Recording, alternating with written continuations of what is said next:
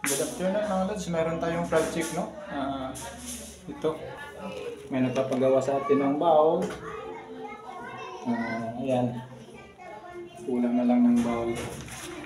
Tapos, ayan, linya ng water lines. Mayroon pa sa kabila, puntahan natin. Dito naman po tayo sa pangalawang room. Ayan, pang bowl nila, water lines natin. Ayan. Tapos dyan sa likuran ko, dyan, may lalagay daw dito na bathtub. Ayan. Finish project na po to at kulang na lang ng pagtatapos ng mga mason, tayo naman po ang babalik sa pagtrabaho. Finish project na yan. Ito sa likuran.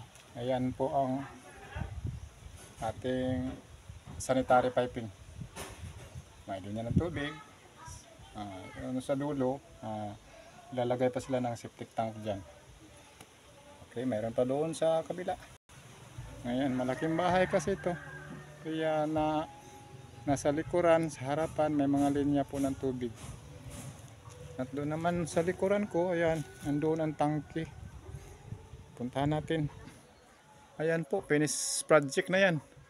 May pressure tank at saka yung tangke niya. At ginagamitan ito ng water filter. So, mekano kasi ang may-ari nito kaya tiba-tiba tayo dito ng konti. Ayan o, this tank niya, pressure tank, at saka yung water filter, ayan o. Mula sa makina, nalagyan natin ng water filter. Order kasi nila, gusto nila malinis ang tubig.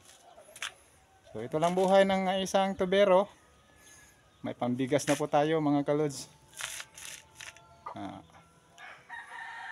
Trabaho natin bilang isang plumber. Ayan, yung malaking bahay na yan.